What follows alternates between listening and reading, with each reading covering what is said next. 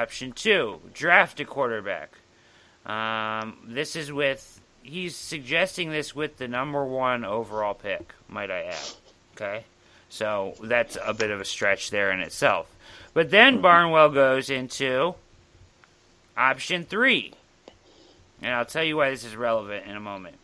History, Option 3, trade down. Trade down out of the number 1 pick, he's suggesting. History would tell us the best move is to trade the number 1 pick and acquire multiple selections. Research suggests that teams aren't capable of beating the draft, and teams who trade out of the top 5 and acquire additional picks often end up getting the better end of the bargain. Now, I don't know what the hell he has been watching, Rod, over the last 15 years, but trade downs for the Browns have been awful. Awful. So where he drew this from, I don't know, but for the Browns, trade downs have not worked, right? Can you agree with that? Overall, that's correct. Yes. Yeah. If there was a quarterback who is widely regarded as a future superstar, a la Andrew Luck, at the top of the class, the Browns probably would be smart to hold on to the pick. But this isn't the case here in 2017. The Browns probably would be passing on what looks like to be an excellent pass rush prospect in Garrett if they traded down, but we often fool ourselves into thinking that we have a better read on the available rookies in a given class before the draft. I included a chart in previewing Cleveland's offseason that noted how former unquestioned, no doubt, first overall picks such as Jadeveon Clowney and Courtney Brown weren't even the best pass rushers from their respective draft classes. In a player pool expected to be deep with pass rushing talent, the Browns might very well be better off trading down and grabbing a couple of edge defenders before sorting through them at the professional level, alongside 2016 picks Ogba and Nassib, he mentions. There are 2 reasonable arguments against trading down. One is that the Browns have simply amassed so many picks that they might be better off focusing on premium talent as opposed to depth. Coaches can evaluate only so many young players, a point you've made, Rod, very often right there. And there are only so many reps and roster spots to go around. The idea that the Browns will turn a first-round pick into a dozen fourth-rounders and end up trading $1 for 10 nickels is some sort of anti-analytics straw man. But there is a balance to be struck between simply acquiring as many picks as possible and coming away with the right picks. The other is a matter of public relations. The Browns are not taking quite as obviously as teams such as the Astros and 76ers have in their respective sports, and any argument that their brain trust needs to be let go or changed after 1 year is absurd. But it's also realistic to think that fans will get restless in Cleveland, continues to trade down year after year, and continually pushes for better assets in the future. It's too early to judge whether the Browns were right to trade away the second overall pick of last year's Carson Wentz deal with the Eagles, but trading away another top 2 pick for something short of a major haul might be too optimistic. He goes on here to say that basically they could trade and get a number 1 next year, right? They could trade out of 1 to get a 1 next year, setting themselves up perfectly for the 2018 class, which is what you were talking about would be the only time that would make sense, right? Right. Now, why Bill Barnwell is significant is because Bill Barnwell wrote an article months, maybe a half a year ago, about the idea of taking on Brock Osweiler's contract in return for a high draft pick, a la an NBA type deal, because of all the cap room the Browns have. He suggested it in an article and wrote about it, and then months later, the Browns actually executed it exactly the way he wrote it. Interesting, right? Thoughts on that just as a fact, Rod? What is the first thing that you think of when you hear that? Well, it's interesting, but I think that Sashi and Paul are smart enough to figure it out on their own. I don't think they need help.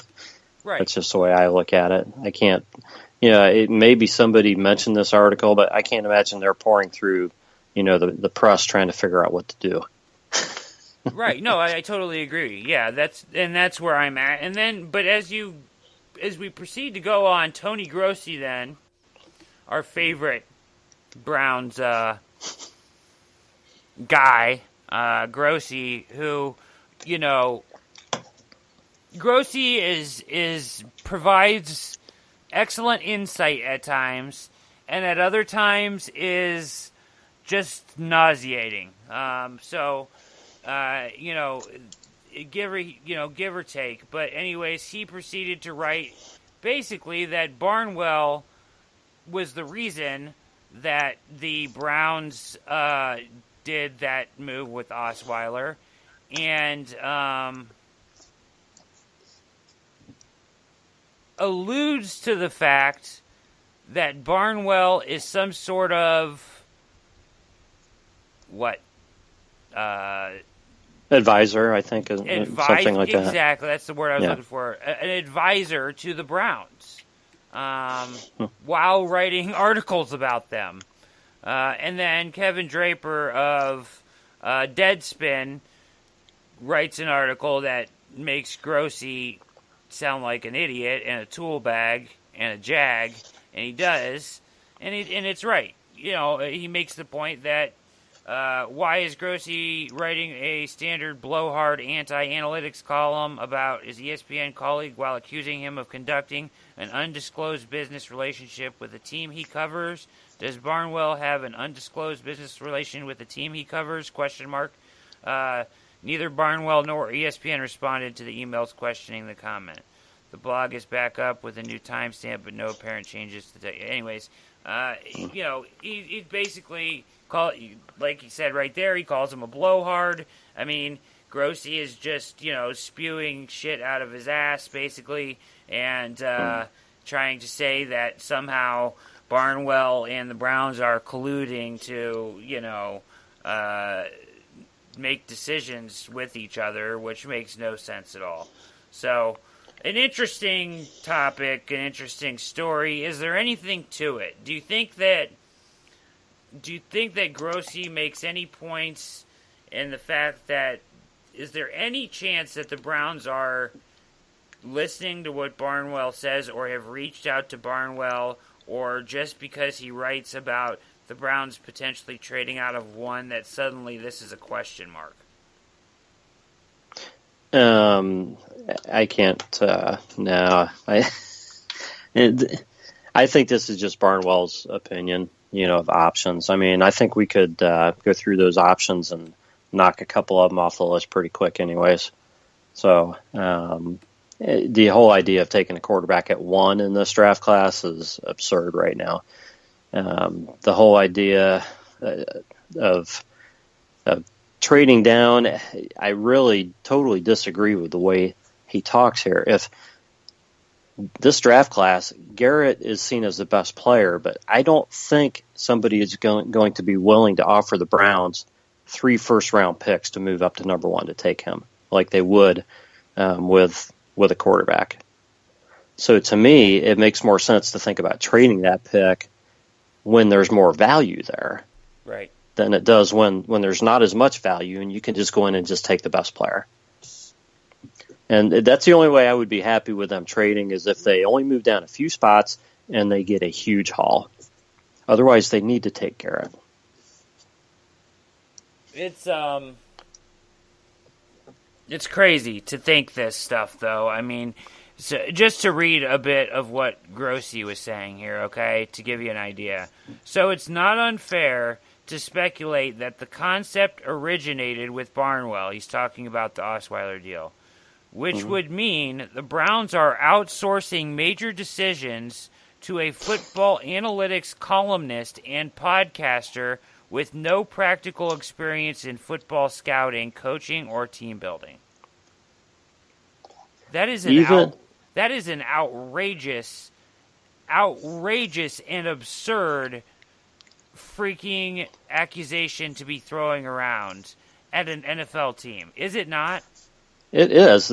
he's saying that they're outsourcing the decision, like Barnwell actually made the decision to make that trade. Or they're stealing the ideas because Barnwell, Barnwell is a known analytics guy, right? He is, as he says here earlier in the article, he speaks the same language as the Browns. He talks about all the stuff that they do. That, he emphasizes he's an analytics nut, but that does not mean that the Browns are. I see where he draws the conclusion because A, he wrote about the Osweiler deal, and then B, they did it. Maybe they got the idea from that. That's fine, but the idea that they're proceeding on with the draft, reaching out to this guy as far as should we trade down, Bill? That's absurd. It's ridiculous. That's absurd, and it's insulting to the entire organization. I agree. Grossi is just unbelievable. At times, his gall and arrogance, and the leaps that he makes. If you ever listen to him, he never sources anything that he says. It's so much of it is just goddamn speculation, and it irritates the shit out of me. You can't just speculate everything because you're in the building. The walls don't give you a feeling of what is actually going on. You can't say that something is happening unless you actually talk to somebody and they tell you it's happening. And when he does that, he certainly does bring up who he spoke to or says from a source, I spoke to A or B or this person, or I spoke to someone at the Browns. I've been told this. But when he just speculates, he doesn't bring any of that up. And sometimes he speculates some absurd-ass shit like this, and it pisses me off. Because what a slap in the face to those guys. I mean, seriously. Okay. Come on, man. Any parting thoughts on this absurd storyline here? Yeah. The whole thing's insane. It just is. I mean, I think we all feel like Sashi's got a piece of paper with Garrett's name written on it already. So the whole idea that the Browns are exploring all these options for the number one pick, I think that's insane too. I mean, too. Just looking at Barnwell's side, I mean, the only way that changes is if the Browns get just blown out of the water with an offer. I think completely. That's realistic. I don't even think anybody could blow him out of the water enough to walk away from Garrett at this point. He's that guy. He is the guy on the defensive side of the ball that they're taking, and you just turn in the card, and you have the guy that is there that, so what? Maybe it takes 2 years. I'd take Jadeveon Clowney right now, wouldn't you? Yeah. I mean, worst case scenario. I mean, come on. Anyways, that's where we'll part with that. We're going to do a quick deep dive into some NFL news here. This is a new segment that we do here on the Land Sports Podcast, which you are listening to on CST Radio, presented by ClevelandSportsTalk.com. Go to @CLE Sports Talk on Twitter. Go to @CSTRodB on Twitter and @BRAD_Award12 on Twitter. Go to Twitter. Yeah. And then we're going to, Mikey, why don't you hit some music for us so we can do a deep dive into some of the news of the NFL here. Thank you, sir. Very good. Perfect. And let's go, Rod. Let's see what we got here. So Tony Romo has retired. We found out earlier in the week. And first part of this is that upon retirement was offered the number one analyst job with CBS. A shocking development, in my opinion. I mean, seriously, shocking. Phil Simms has been removed, I believe, completely from the CBS lineup, is what I understand. That's how it sounds, yeah. And Romo will take his place with Jim Nantz. Thoughts on this, Rod? Strange, right? Yeah, I mean, I hope this guy did some kind of an audition tape for all these channels. Freaking You know, for them unbelievable. to just throw him in at number one. You know, he's never done it before. So, you know, hopefully he's able to do that. But you know, I think he made a decision that was probably, yeah, I don't know if it's